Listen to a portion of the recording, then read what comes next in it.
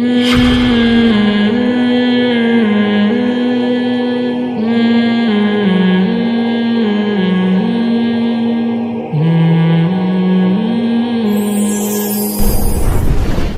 9 سال کی عمر میں نکاح کیا، انہی حدیثوں میں یہ بھی تو آتا ہے کہ جس سے نکاح کیا ان کے لیے اس سے بہتر رشتہ نہیں تھا، وہ اس پہ فخر کرتی تھیں.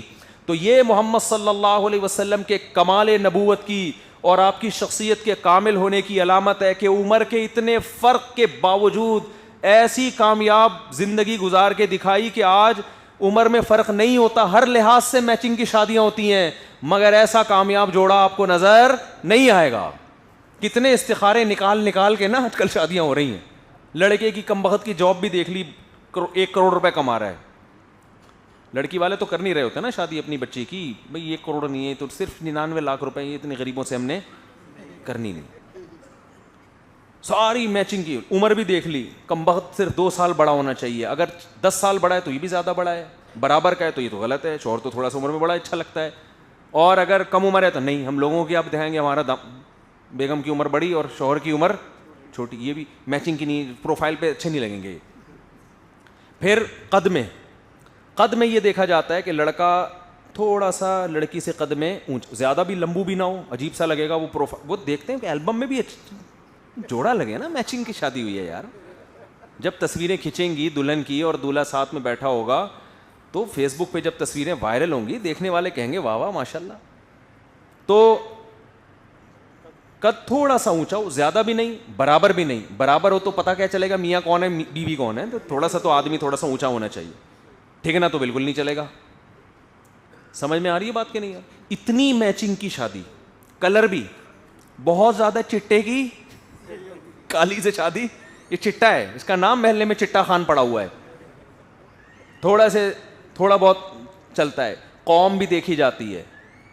اتنی ساری میچنگ ہونے کے بعد پھر استخارے بھی نکلے، پھر یہ لڑکی اردو اسپیکنگ ہے تو یہ بھی اردو اسپیکنگ، وہ پشتو ہے تو یہ بھی پشتو، قوم بھی میچ، ڈگریاں بھی میچ ہو گئی، یہ ڈاکٹر بھی ہے، یہ بھی کمبخت ڈاکٹر، کمبخت سے میری مراد وہ والا کمبخت، ڈاکٹر بھی ہے، ایجوکیشن کے لحاظ سے بھی لیول برابر، اور اس کے بعد بھی کیا جو حالات ہوتے ہیں وہ کیا ہوتے ہیں، مجھے ایسی اس لیے آ رہی کہ میں دیکھ رہا ہوں نا. تو اس کے بعد نتیجہ کیا نکلتا ہے؟ سر پھوڑ رہے ہوتے ہیں ایک دوسرے کا پکڑ کے نا، سر پھٹول رہے ہوتے ہیں. بعض تو مشہور شخصیات ایسی ہیں، یہ جو اسٹیج پہ آ رہے ہوتے ہیں نا میاں بیوی بڑے ہنسی خوشی مل رہے ہوتے ہیں، مشہور شخصیتوں میں اکثر ایسا ہوتا ہے، یہ صرف وہیں ہنسی خوشی نظر آ رہے ہوتے ہیں آپ کو. جو زیادہ جو سیلیبریٹیز ہوتی ہیں نا، جو اپنی وائف کے ساتھ اسٹیج پہ آئے اور بیٹھے اور سب لوگ دیکھ رہے ہوتے کتنا پیارا جوڑا ہے ان کا ماشاءاللہ، وہ آپ کو لگ رہا ہوتا ہے بھائی ان میں شاید 1% اتنے اچھے رہ رہے ہوں، باقی وہ ٹیکسی میں بھی لڑتے ہوئے آ رہے ہوتے ہیں.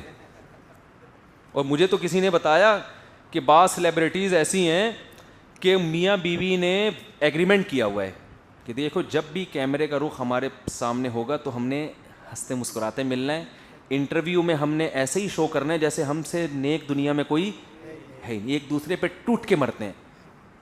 باقی جیسے ہی پروگرام ختم ہو تم اپنی اماں کے گھر اور میں اپنے ابا کے گھر، ایک گھر میں رہتے بھی نہیں ہیں، ایگریمنٹ ہوئے ہوئے ہیں بعض لوگوں کے. تو میں تو آپ کو ایسے ایسے واقعات سناؤں کہ آپ حیران ہو جائیں. ایک آدمی نے بتایا کہ ایک آدمی کی ایک خاتون سے نکاح ہوا ہوا، دونوں کوئی تھے کچھ عجیب سے، تو بیگم صاحبہ کا کہیں اور حساب کتاب چل رہا ہے، میاں کا کہیں اور چل رہا ہے، بیگم کو میاں کے بارے میں پتہ ہے، میاں کو بیگم کے بارے میں پتہ ہے، لیکن کیمرے کے سامنے السلام علیکم ہے یہ. تو ایسا نہ ہو آپ خام خواہ میں کسی کی طرف دماغ لے کے جائیں، اچھا یہ اس کی بات ہو رہی ہے، ایسا نہیں، ایسا کچھ نہیں ہے، آپ نہیں جانتے کن لوگوں کی بات کر رہا ہوں میں. تو لیکن نبی صلی اللہ علیہ وسلم کی سیرت دیکھو بھائی، کتنا فرق ہے، ایسی کامیاب نکاح چلا کے دکھایا. کیوں؟ بتا دیا کہ بھائی عمر میں زیادہ، میں میچور زیادہ، لیکن بیوی اگر کم عمر ہے تو اس کے لیول پہ آ کے اس کے ساتھ رہنا پڑتا ہے. ہمارے نبی اپنے لیول سے نیچے آئے ہیں، ٹھیک ہے نا، امی عائشہ کی دلجوئی کے لیے جہاں سے وہ پانی پی رہی ہیں ادھر ہی منہ لگا کے پانی پی رہے ہیں، محبت کا اظہار کر رہے ہیں اس طرح سے. آج کسی بڑے عمر کی کسی کم عمر سے شادی ہو جائے نہیں چل پاتی، تبھی ہم لوگوں کو مشورہ دیتے ہیں تھوڑا سا دیکھو بھائی، کیونکہ لوگوں میں وہ شعور نہیں ہے نا. وہ تھوڑی اس کے لیول پہ آئے گا ہی نہیں, وہ اپنے حساب سے چلے گا بالکل ہی. وہ یعنی جو سیٹ اپ چل رہا ہے نا آج کل, ابھی کیا بتائیں, چھوڑو ابھی زیادہ ڈیٹیل میں جاؤں گا. وہ بعض لوگ سمجھ جاتے ہیں میرے بارے میں بات ہو رہی ہے, وہ اپنے بارے میں سمجھ جاتے ہیں کہ بات کس مفتی صاحب نے میرے بارے میں سب کو بتا دیا, حالانکہ میں ان کے بارے میں بھی نہیں بات کر رہا. تو یہ پیغمبر صلی اللہ علیہ وسلم کا کیا ہے کمال. اور یہ بھی یاد رکھو 9 زوجات ایک ٹائم پہ رکھیں. غیر مسلم اس پہ بھی اعتراض کرتے ہیں. میں کہتا ہوں اس معاشرے میں تو خیر کثرت سے نکاح کا رواج تھا, یہ بھی کمال ہے یار. 2-3 بیویاں رکھ کے دکھاؤ, تمہارا سر گنجا نہ ہو جائے, میرا نام بدل دینا. حقیقت ہے نا, 9 زوجات رکھی ہیں بھائی, یہ تو کمال ہے کہ نہیں ہے؟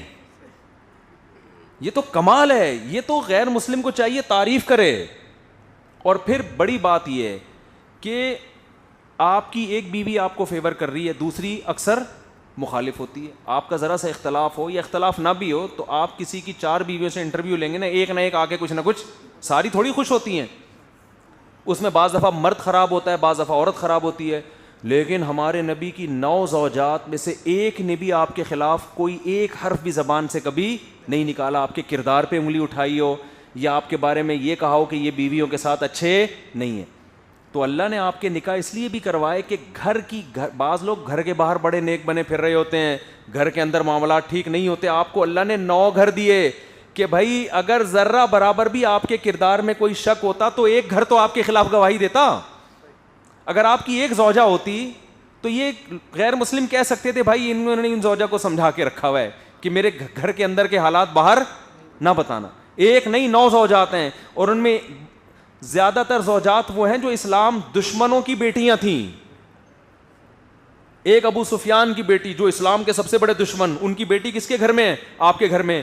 وہ خدا نہ خواستہ اگر کوئی ایسی چیز دیکھتی وہ اپنے باپ کو جا کے بتاتی. تو یہ تمام چیزیں ہمارے نبی کے برحق ہونے کی دلیل ہیں. جو نبی کے برحق ہونے کی دلیل تھی, جب آپ کی عقل خراب ہو جاتی ہے اور آپ کی سوچ نیگیٹو ہو جاتی ہے تو آپ اسی دلیل کو جو برحق ہونے کی ہے اسی کو آپ پیغمبر کے خلاف لے کے جاتے ہیں. سمجھ میں آ رہی ہے بات کہ نہیں آ رہی ہے؟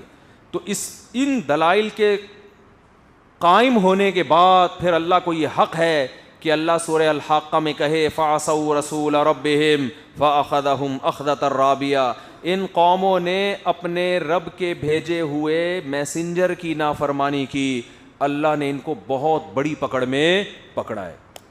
تو اس لیے بھائی ہم ان پیغمبروں کی تعلیمات کے نہیں, ہم محمد صلی اللہ علیہ وسلم کی تعلیمات کے مکلف ہیں.